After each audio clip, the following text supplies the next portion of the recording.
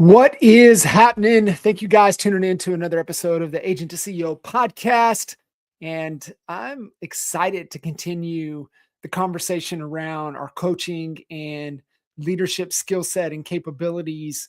Little series run that we've been doing here on the podcast. So if you hadn't had a chance to catch the previous episodes as we've been diving into all things coaching and leadership related here in this solo run episodes that we have here on the podcast. We've gone through the fundamentals of coaching and leadership, the context of that relationship between coach and client, our coach code results framework. We dove into emotional intelligence, and I'm really excited today to really start to unpack some of the principles and practices that we really embody when it comes to the coaching and leadership framework and dynamics. So I want to kind of kick things off here with today's conversation as we really start to jump in and unpack, like I said, the principles and practices. But those principles and practices are at the heart of everything we do. Okay. Yeah, we unpacked it, some of the things that got us to this point. But this is really where it starts to tap into our inner passion, maybe inner purpose, and starts with uncovering why we do what we do, what fills our heart and soul. And listen, everyone is different and each person has their own unique story. So what's yours? Here's a really cool distinction that was, made aware to me just a couple of months ago.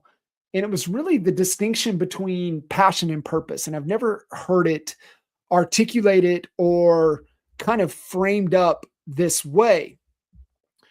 A passion is something you love doing. A purpose is something you love doing that helps other people. I like that definition of purpose. And that's what I want to run with here, right? Starts by tapping into your inner purpose and starts to uncover why you do what you do and what fills your heart. So the first part we want to start is really our why. It's that purpose, what we were meant to be doing. And listen, we all know many people that lack any type of purpose. And they're usually a ship lost at sea is the right way to think about people without purpose. They are like that ship at sea without a rudder.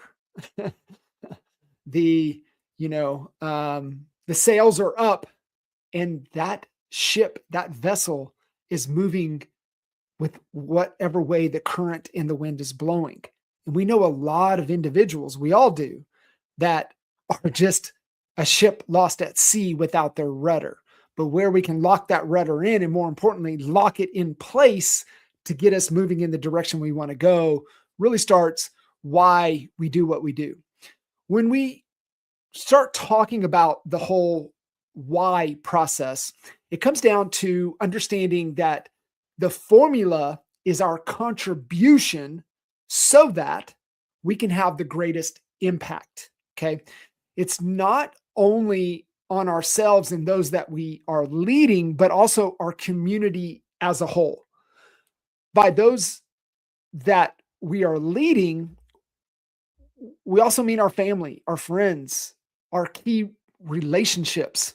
We dive a little bit deeper into that process and understand what's my contribution. Okay.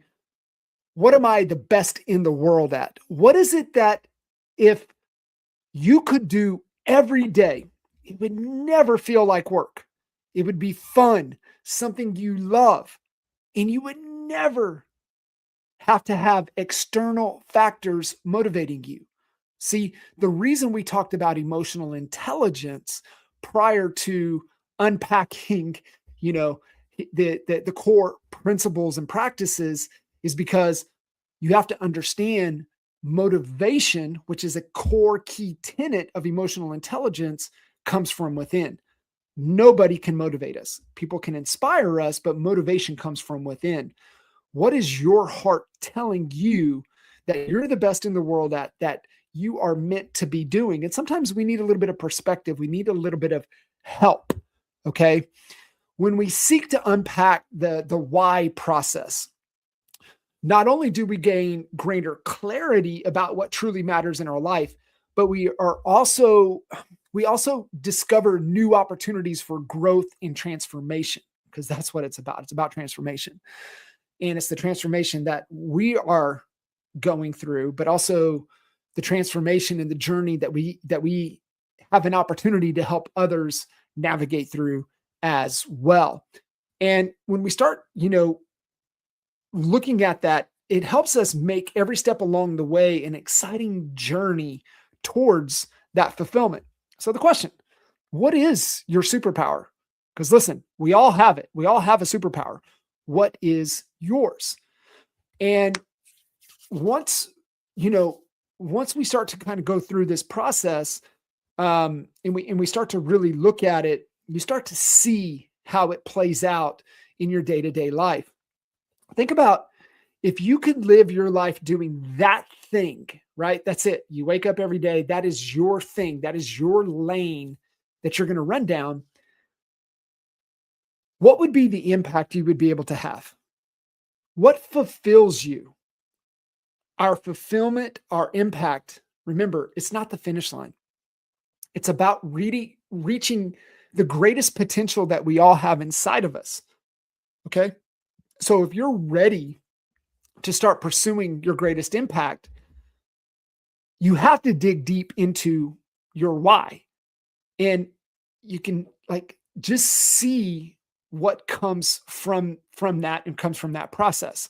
Remember, what are you the best in the world at, so that you can do that thing that's going to give you the greatest amount of fulfillment?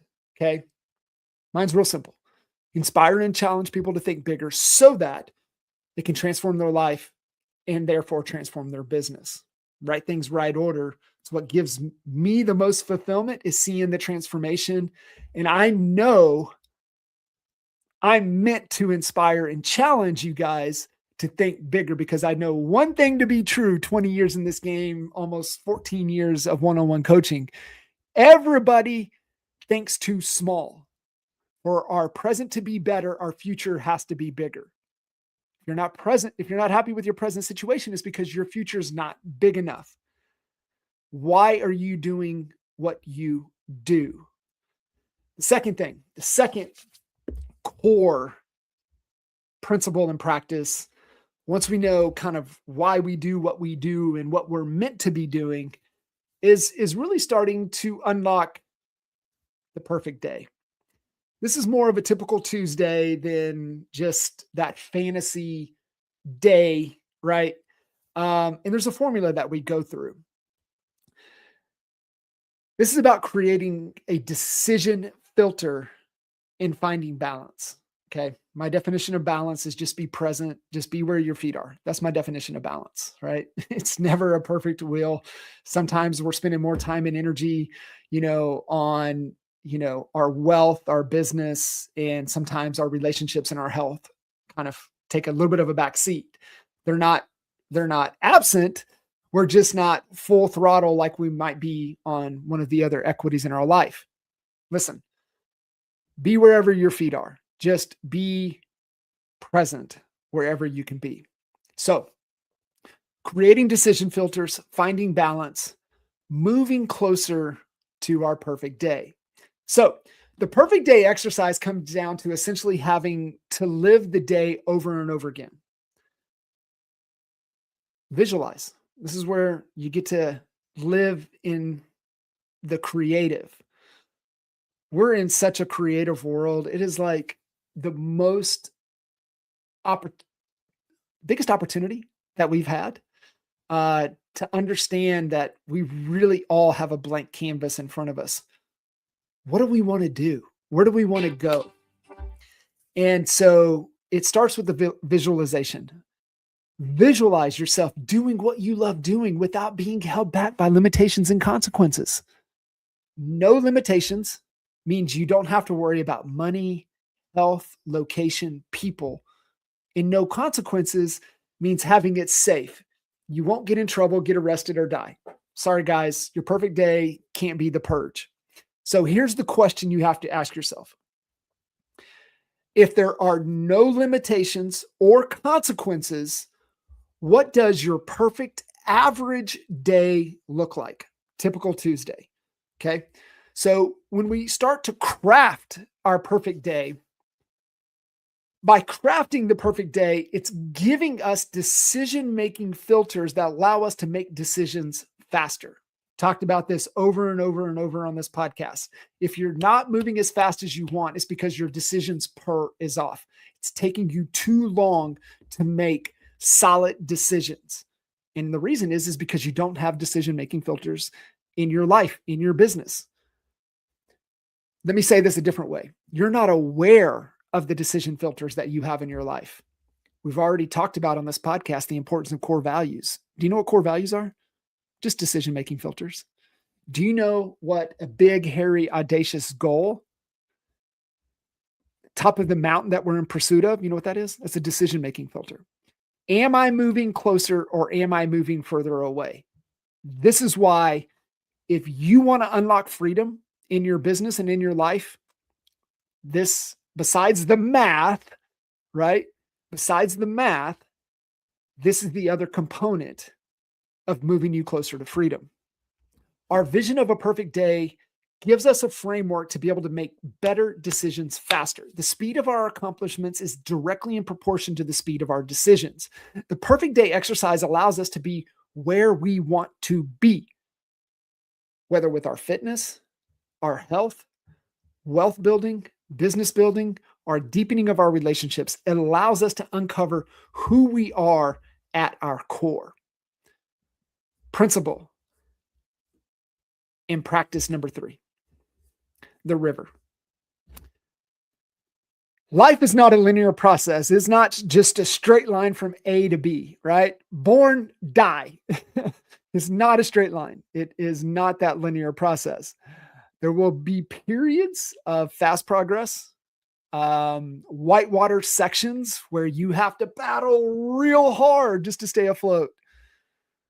There's calmer and steadier currents, times when you drift along without really going anywhere, moments when you get stuck and you have to get out and push, whirlpools that threaten to suck you under, the backslide where you end up going back even though you're paddling hard forward, flooding that threatens to overwhelm you. And there could even be a drought where everything dries up and things are really, really tough, right? This too shall pass. Our job as a coach and a leader is to point out wherever you are in the process. We are there to push them along and support them in that journey. We help them get around the treacherous underlying currents and get them through the dark waters. That's our job. We celebrate with them in their ability to get through the difficult parts. We can sense turbulence under the surface and are able to call it out. We help them explore where they're at in the journey. We help the client, team member, acknowledge the experience that they're having. Right? You got to help them be aware.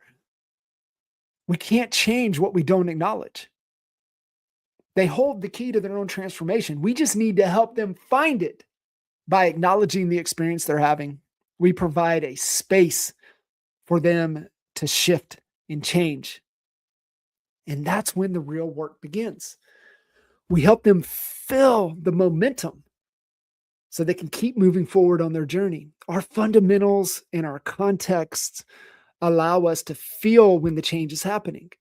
When the shift happens, new thinking is taking place, which then opens up new emotions and allows us to take better action right? We went through the results framework. Emotions is a feeling. Positive emotions, positive feelings allow us to take positive, better, stronger actions. As we're taking actions with our courage, right? Because once we make a commitment, then it's all about courage, the courage to voice it, the courage to do the thing, the courage to stand in it. It opens up new resources and helps us develop new capabilities to capture wins and build confidence. Number 4, this is the big one. This one really is almost the wrapper around the thinking and everything that we do.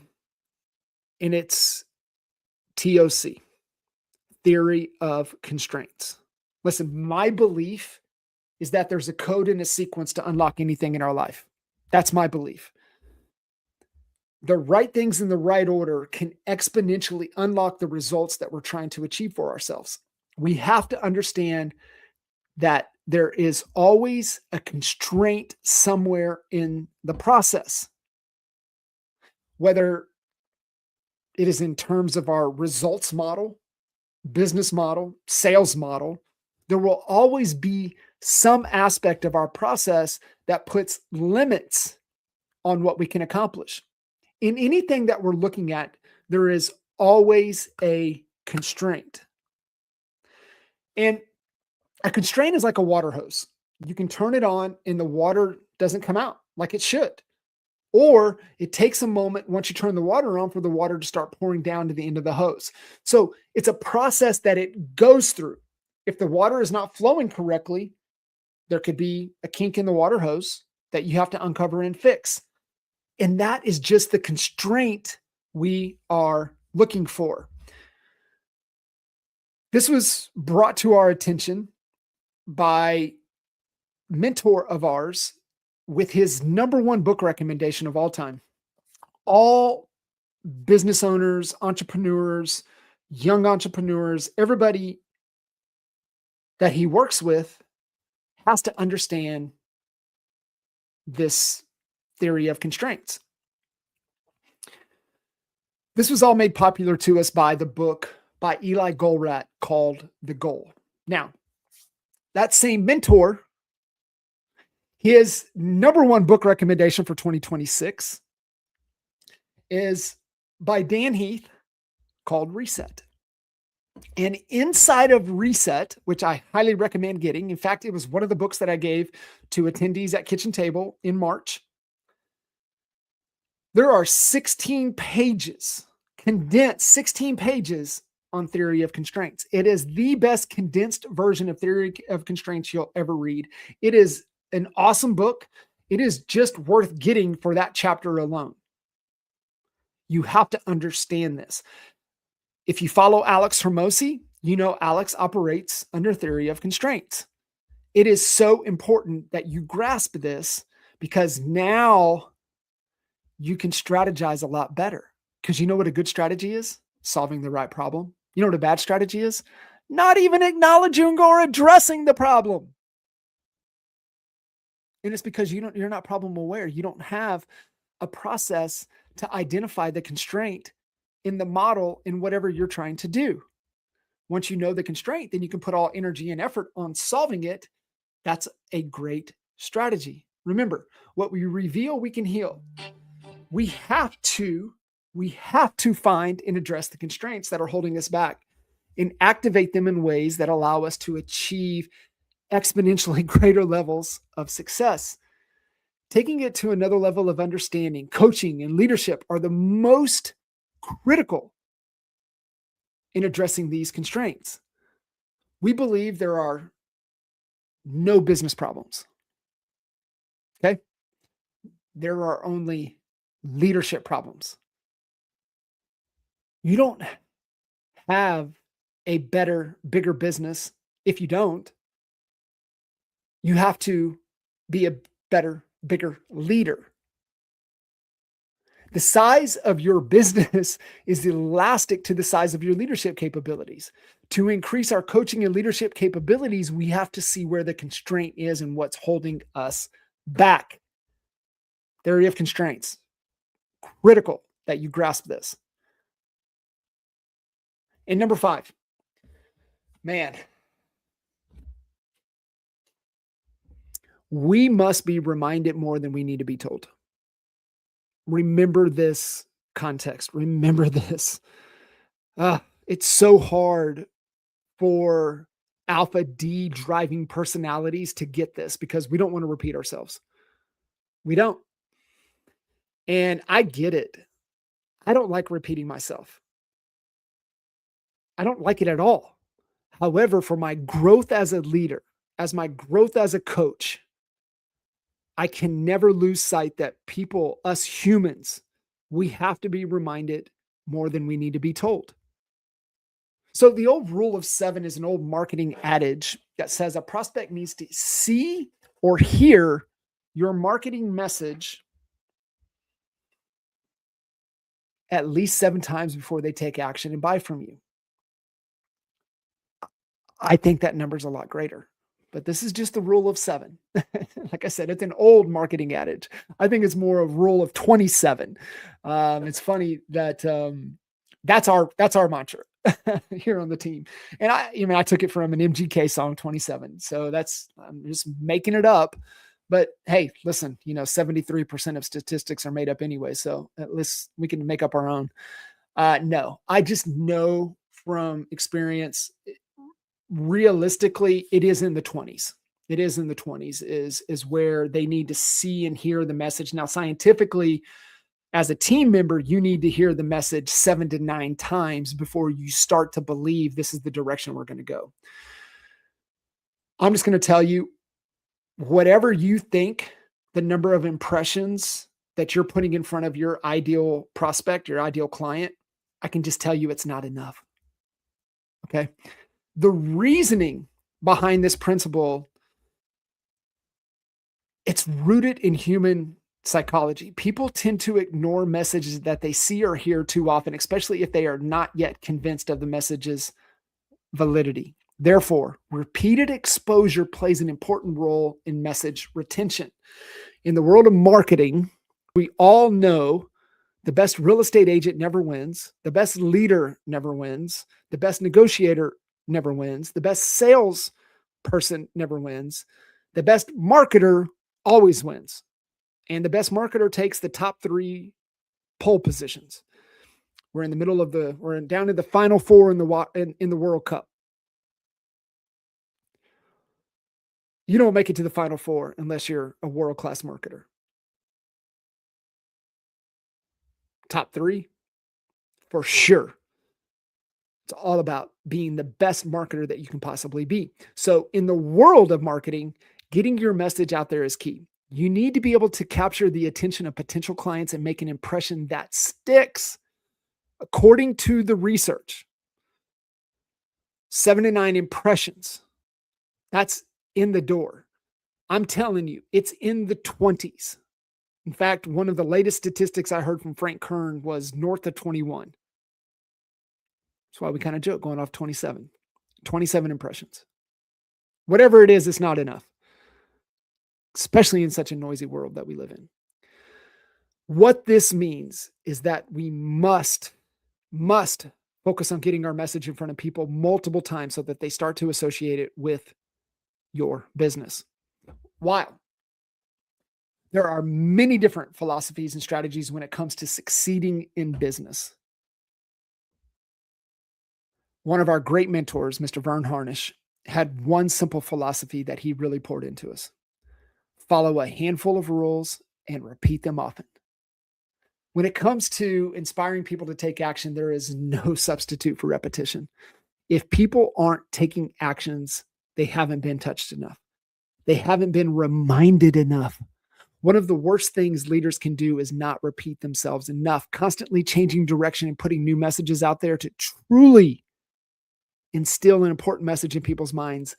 Leaders must repeatedly drive home the same concepts until they stick. There it is, guys. Those are the key 5 coaching principles and practices. Develop your why process. What are you the best in the world at, so that you get to do that thing that's going to have the greatest fulfillment in your life. Remember the difference between passion and purpose.